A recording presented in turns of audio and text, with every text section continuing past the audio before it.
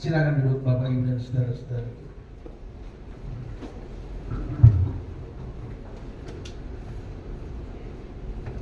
Baik Bapak Ibu dan jemaat Tuhan yang hadir, baik yang di tempat ini mungkin juga mengikuti dengan media daring. Shalom. Apa kabar saudara-saudaraku?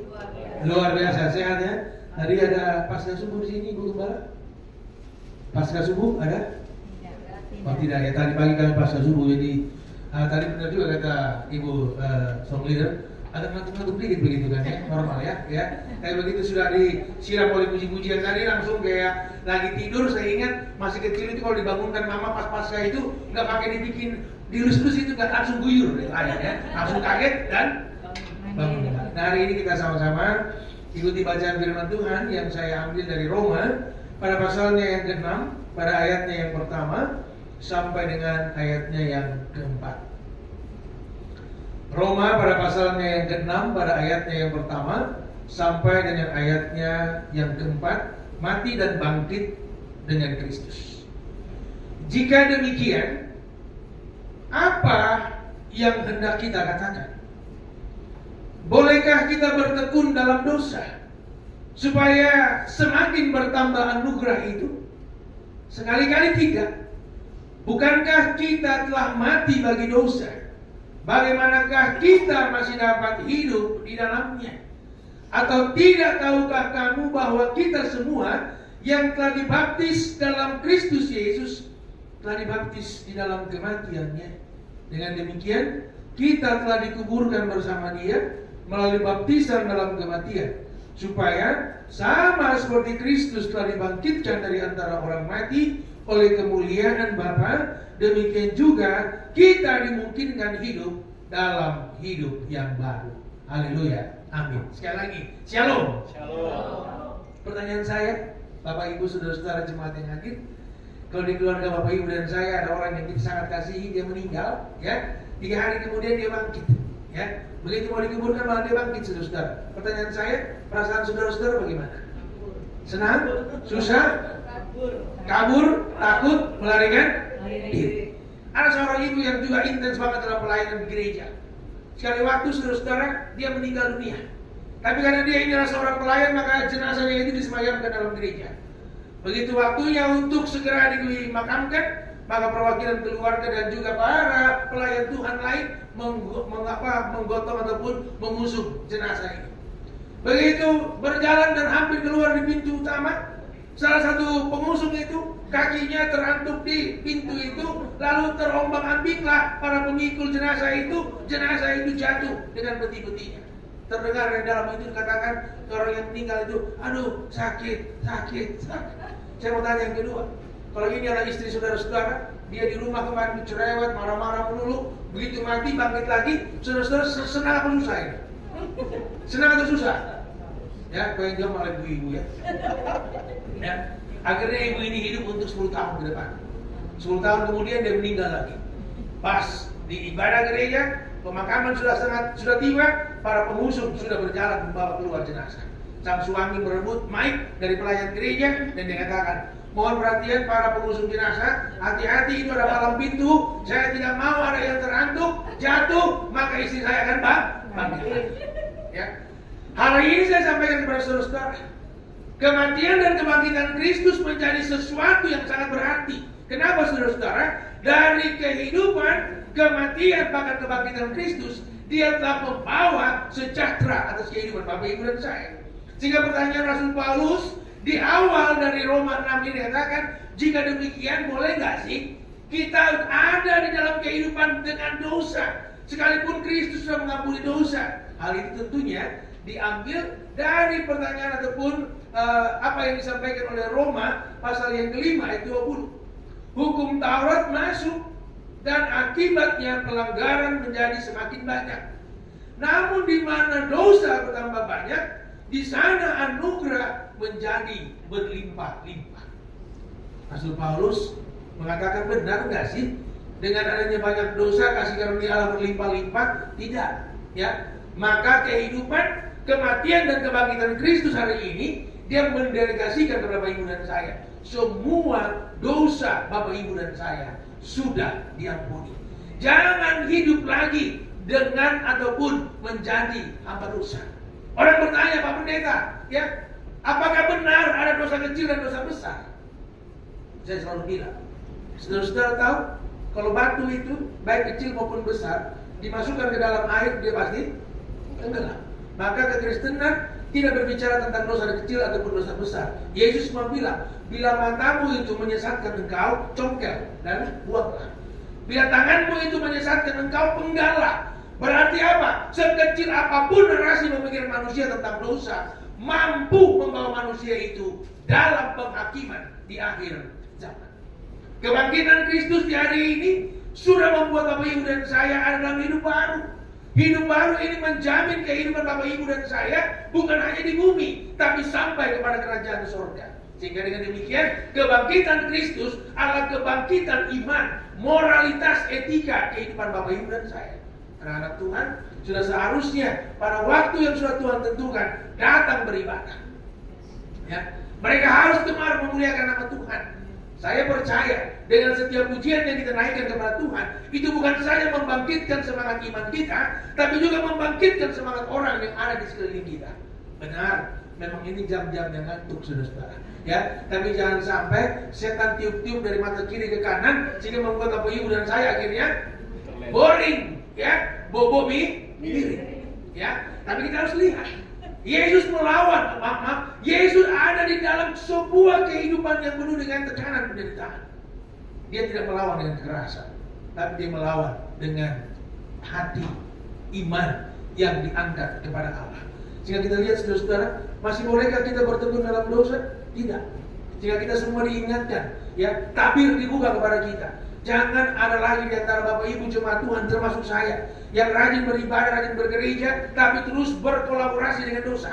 Ya, rajin berbuat dosa, rajin juga pelayanan. Hari ini Tuhan ingatkan, matikanlah semua hal yang sifatnya dosa. Kata mati ini, saudara-saudara, berarti terpisahkan. Orang kalau sudah mati, maka dia terpisah dari semua orang. Orang kalau sudah mati, dia nggak ada lagi dengan kesenangan dengan orang lain. Makanya kalau yang namanya mati, dia masuk ke dalam liang lahat, dia akan dikuburkan, menunggu sampai waktu akhir zaman. Kan belum pernah ada ya Pak Gembala, kita kuburkan orang, suami, ya, begitu mau ditutup langsung istrinya bilang, sekalian saya aja Pak, ya bareng-bareng sama suami. Kan belum pernah ada. Ya, kenapa? Mati itu sendiri. Ya, dan mati itu terpisahnya kita dari segala sesuatu. Makanya firman Tuhan bilang apa? Matikanlah dosa. Ya, singkirkanlah dosa, kuburkanlah dia supaya dia jangan berkuasa lagi atas engkau. Kebangkitan Kristus ini mendedikasikan kepada Bapak Ibu dan saya bahwa kasihnya jauh lebih besar daripada penghukumannya. Ya, jauh lebih besar. Di era kita masih sekolah minggu, ingat banget di Yohanes 3 ayat 16, karena begitu besar kasih Allah. Kalau di ayat yang 17 itu lebih jelas lagi. Allah mengirimkan Yesus itu bukan untuk menghukum dunia atau menghakimi, tapi untuk menyelamatkan dia. Sehingga nanti di era akhir zaman, hadirnya Yesus bukan lagi sebagai Tuhan yang mengampuni dosa-dosa manusia, tapi Tuhan yang hadir di akhir zaman. Dia memproklamirkan kehidupan pelayanan Bapak Ibu dan saya, dan juga dikatakan kepada semua manusia, inilah anak-anakku yang kukasihi, kepada mereka aku berdoa. Kebangkitan akan terus membawa Bapak Ibu dan saya pada kehidupan yang jauh lebih baik. Saya berangkat ke hari ini, saya ini khotbah yang ke-4 kali, ketiga kali, makanya suaranya agak sedikit serah, ya. Begitu keluar dari perumahan kami di Bekasi itu, saya membaca ada spanduk besar di situ. Spanduk ini isinya, ya, bukan hanya pemberitahuan, tapi juga ancaman. Ya, barang siapa yang membuang sampah sembarangan di tempat ini, kami doakan istrinya selingkuh sama tukang sampah. Saya membaca itu sudah lebih dari 5 kali, kan setiap kali mau pulang masih lewat di situ. Saya cuma mau bilang begini pada teman-teman, saudara-saudara di gereja Mount Hermon ini, jangan lagi saudara-saudara saya menjadikan diri kita ini seperti sampah. Karena sampah itu nggak diinginkan siapapun juga. Ya, dimanapun tempat sampah itu pasti akan dibuang. Ya, sehingga Bapak Ibu dan saya sampah itu jangan lagi ada dalam diri Bapak Ibu dan saya. perbuatan-perbuatan yang sekiranya itu akhirnya membuat saudara-saudara terbuang dari hadirat Tuhan. Jangan sampai Bapak Ibu dan saya itu akhirnya mendapatkan penghakiman di akhir zaman dan kita tidak mendapatkan perhentian yang benar bersama Yesus. Beberapa waktu yang lalu saya ada di tanah perjanjian itu dan ada di tempat yang namanya dulu Sodom dan Gomora ya. Lalu orang menunjukkan Pak Pendeta, ya itu batu itu yang di sebelah kanan itu adalah patung garam istrinya Lot. Betul Pak ya? Istrinya Lot namanya siapa itu? Istri Lot nama siapa? Ya? Nyolot. Ya, Nyolot. Ya, Nyonya? Berarti kalau istrinya Nuh, Bu? Kita lihat banyak contoh yang sudah Tuhan berikan dari dalam perjanjian lama. Ya. Hal ini mau mengkoreksi Bapak Ibu dan saya yang hidup di hari ini sudah berpadanan atau tidak dengan firman Tuhan. Kita yang sudah menerima kebangkitan Yesus ini, bolehkah juga menggunakan hidup ini untuk menjadi berkat membangkitkan semangat hidup orang lain? Dan saya percaya kebangkitan Kristus telah mempersiapkan Bapak Ibu dan saya untuk menerima layaknya Bapak Ibu dan saya. Ya, kalau saya baca di sana tercatat di dalam kerajaan surga. Nama saudara-saudara sudah dicatat. Makanya kalau di dalam Kidung Jemaat itu dikatakan, bila nama dibacakan, bila nama dibacakan, bila nama dibacakan, saat itu, pada saat itu aku pun serta. Jadi usahakanlah nama-nama Bapak Ibu dan saya sampai ditipek sama Tuhan. Ya, karena kelakuan saya dan saudara-saudara tidak sesuai firman Tuhan. Ya, tapi hari ini enggak. Di kebangkitan ini Yesus mau bilang, matikan segala hal hawa nafsu jahat. Saya ingin katakan kepada teman-teman saudara-saudara di sini sama seperti tadi saya waktu di gereja di seberang ini tadi, ya pagi. Ya. Jangan sampai saudara-saudara begitu yakin masuk surga, tapi kelakuan kita enggak seperti warga kerajaan surga. Akhirnya saya mau bilang, rajin masuk gereja enggak menjamin masuk surga. Ya. Tapi mari kita melakukan firman Tuhan ini dengan benar. Ya. Mari kita melakukan firman Tuhan ini dengan ketulusan hati yang betul-betul berpaut kepada Kristus. Firman Tuhan selanjutnya mengatakan bahwa dengan demikian di ayat yang keempat, kita telah dikuburkan bersama Dia, ya, sendiri, ya, artinya telah menerima pengampunan, dibaptis dalam kematian supaya sama, ya, kalimatnya itu supaya sama seperti Kristus, ya, Dia juga dibangkitkan dan menerima kemuliaan Bapa.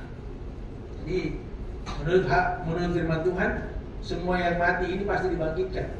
Kitab Daniel pasal 12 bilang, sebagian menerima kehidupan kekal, sebagian menerima kengerian yang kekal.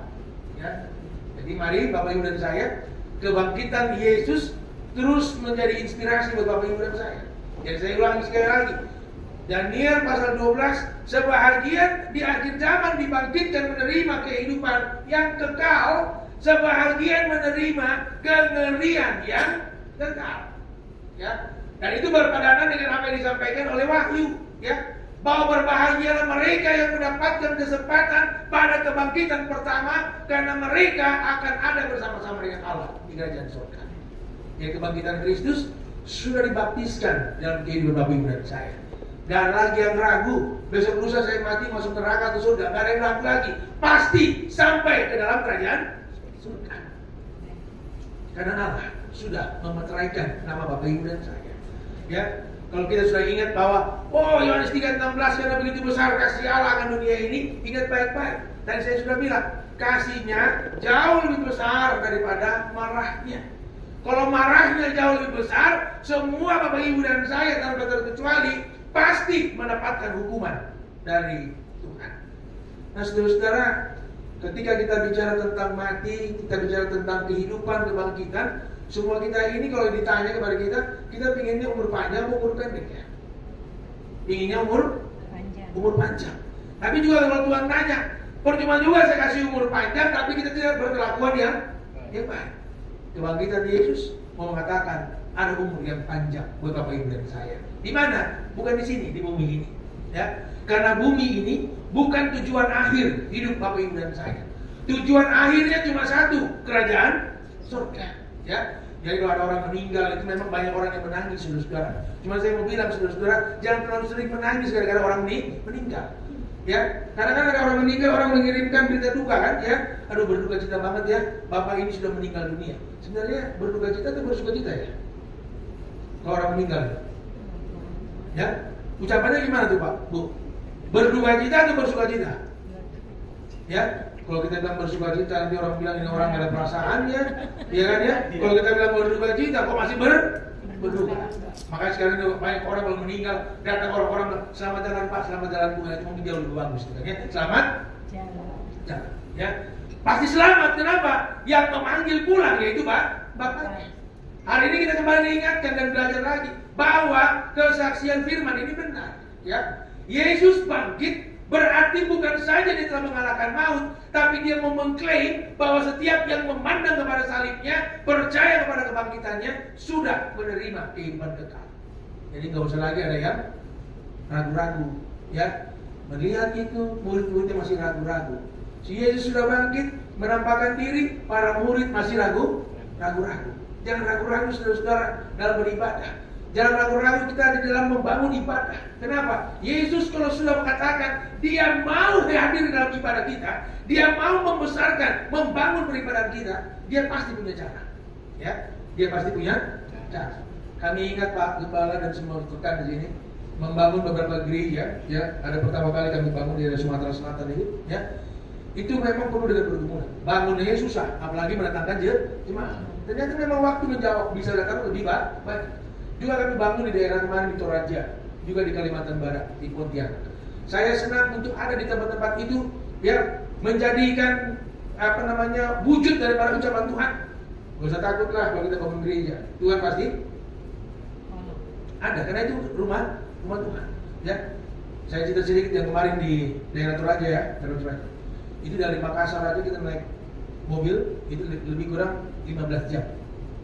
Sampai daerah yang namanya Marogo, jauhnya luar biasa, 15 jam, ya. Dan kita lihat bahwa perkembangan jemaat di sana itu, ya, antusias mereka ke gereja itu kecil. Tapi begitu kita menyampaikan firman, kita melakukan banyak hal, maka semakin hari semakin banyak yang hadir. Hari ini, di akhir renungan ini, bangkitkan semangat pelayanan Bapak Ibu dan saya, ya.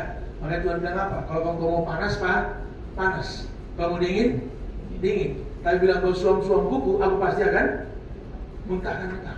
Ya, aku pasti akan muntahkan engkau. Nah, kita lihat narasi kehidupan Bapak Ibu dan saya sampai hari ini adalah narasi kehidupan yang sungguh sangat baik. Ya, sehingga mari saudara-saudara dan saya di dalam masa hidup Bapak Ibu dan saya, entah masih panjang hidup Bapak Ibu dan saya, atau sudah mendekat kepada gelar terakhir kita yaitu RIP. Dan semua kan pasti dapat gelar RIP kan? Mau sekolah teologi sampai gelar berapapun juga, terakhirnya pasti RIP. Ya, makanya saya bilang sama istri saya, besok lusa kalau saya mati, salib saya itu gak usah ditulis Pendeta Nyoman RIP di atasnya itu. Tulis saja Pendeta Nyoman dalam kurung di bawahnya mendadak. Kok mendadak Pak? Mendadak itu meninggal dalam damai Kristus. Macam-macam. Belum tentu jemaat paham kata-kata RIP ya. Tapi saya bilang sama istri saya, gak usah tulis mendadak lah, nanti saya turun dari surga, saya hapus lagi, tulis RIP, biar seragam sama anggota. Sehingga di hari ini, hari kebangkitan, kita akan mendapatkan banyak hal dari Tuhan. Kehidupan Bapak Ibu dan saya senang hari ini, ya, puji-pujiannya itu betul-betul menampilkan suasana surgawi banget, ya. Jadi sekalipun saya harus juga jujur begitu, bilang dari 7 lagu yang dari nyanyikan cuma 2 yang saya tahu. Tapi 2 itu sudah iman saya yang paling kecil. Tapi Tuhan bilang sekecil apapun imanmu pasti masuk surga. Ya, jadi minimal harus tahu lah. Minimal harus tahu. Jangan cuma lagu-lagu. Kalau lagu-lagu duniawi nggak pakai teks, ya, lagu-lagu duniawi. Bukan berarti lagu duniawi nggak bagus. Saya di rumah itu saya juga nyanyikan lagu-lagu duniawi untuk istri saya, anak-anak saya dan sebagainya kan ya. Biarkanlah rasa anaknya satu kasih. Malah anak muda langsung tahu, ya. Tapi kalau nyanyi lagu Kidung Jemaat nomor 100, muliakanlah untuk Natal, salah terus. Iya, apalagi terbelakang. Padahal komposer pencipta lagunya sudah luar biasa. Kita yang kadang-kadang nyanyinya Biasa di luar. Biasa. Tapi kalau sudah kena badai malapetaka baru makin akhir. Saya waktu Natal kepada waktu di sebuah rumah sakit di Jakarta Pusat ini. Selesai doa makan. Seorang ibu langsung spontan minta satu bapak doa makan. Pak, berkenan doa makan Pak. Dari jarak 3-5 meter langsung angkat tangan, surrender, menyerah. Jangan saya nggak biasa doa makan. Ya, di hadapan orang Banyak. selesai itu akhirnya satu ibu yang doakan kita makan. Sudah selesai makan, saya dekati bapak itu. Pak, kenapa sih kau doa makannya nggak bisa? Tidak mau. Pak Pendeta, saya nggak biasa doa makan di hadapan orang banyak. Ya, saya bilang lagi, Pak, doa makan itu doa yang paling mudah dan pasti dijawab Tuhan. Ya, dan pasti dijawab Tuhan. Uang ibadahnya jadi belum mulai, makanannya sudah ada. Makanya begitu berdoa, belum amin saja makanan sudah Habis. Nah manusia itu kadang-kadang suruh yang begitu aja gak mau. Tapi nanti kalau sudah susah, doa makan jadi doa syafaat. Ya, nanti kalau sudah susah, doa malam aminnya besok pagi. Ya, sehingga mari kita lihat saudara-saudara perkembangan iman kita. Kita kan bisa meneliti kan, meneliti itu artinya apa ya? Ya melihatlah kehidupan iman saya. Apakah saya sudah benar sebagai seorang hamba Tuhan, penceramah, pengkhotbah yang luar biasa? Apakah hidup saya berpadanan enggak dengan firman Tuhan? Nah ini menjadi sebuah pertanyaan di akhir renungan ini. Mari hidup Bapak Ibu dan saya dengan adanya kebangkitan Kristus. Mari bukan hanya kita menerima, beriman, tapi kita harus membagikan. Supaya apa? Supaya ada banyak lagi orang yang percaya. Supaya di kerajaan surga itu jangan hanya Bapak Ibu dan saya, tapi masih banyak orang lain yang bisa masuk dalamnya. Kalau sudah banyak orang lain bisa masuk dalamnya, maka kita akan hidup di kerajaan surga itu dengan senang. Saya sebulan kurang yang lalu di kantor juga khotbah seperti ini. Saya selalu khotbah itu dengan interaktif. Pemusik itu selalu bilang begini, pendeta nyaman, ya. Kan firman Tuhan bilang Tuhan bertakhta di atas pujian. Berarti pemuji seperti kami ini, pemain musik dan juga penyanyi-penyanyi ini akan mendapatkan tempat khusus di kerajaan surga. Surga pastilah. Makanya saudara-saudara, pergilah cepat ke surga, persiapkan semuanya. Nanti para pendeta dan gembala datang belakangan, saudara-saudara ya. Karena kalian ada orang-orang yang mempersiapkan pujian. Ya, kalau kebaktian begitu kan ibu ya, ya. Puji-pujian dulu kan ya. Makanya kadang-kadang yang sering berangkat duluan para berangkat nggak ya? Seorang pendeta tanya kepada murid sekolah minggu, anak-anak siapa yang mau masuk surga? Angkat tangan, semua angkat tangan. Kecuali cuma satu aja di pojok belakang. Majelis yang mendampingi pendeta agak enak, karena anak ini gak mau angkat tangan. Didatangi anak itu, nah pendeta tanya loh, kamu mau masuk surga apa enggak? Kok diem aja, gak angkat tangan. Saya mau tanya dulu Pak, kenapa? Emang berangkatnya sekarang? Ada yang mau berangkat sekarang? Kalau ada yang mau berangkat sekarang, biar saya doakan. Biasanya dari stage ini, mimbar ini doanya langsung cepat sampai di surga, ya. Sehingga itulah firman Tuhan hari ini, ya, membakar kepada Bapak Ibu dan saya. Ya, gereja Mount Hermon ini dibangun di dalam kekuatan Tuhan, dan saya percaya apa yang dibangun di dalam nama Tuhan, seperti yang disampaikan oleh Mazmur pasal 1, tidak ada yang tidak berhasil, pasti berhasil. Tetap Pak Gembala, Ibu Gembala dan semua kita tidak akan kurang semangat membangun kehidupan kerajaan Allah di tempat ini, dan kita percaya dalam nama Yesus Allah mampu untuk memberikan kehidupan di dalam persekutuan kita. Tuhan memberkati kita. Mari kita berdoa.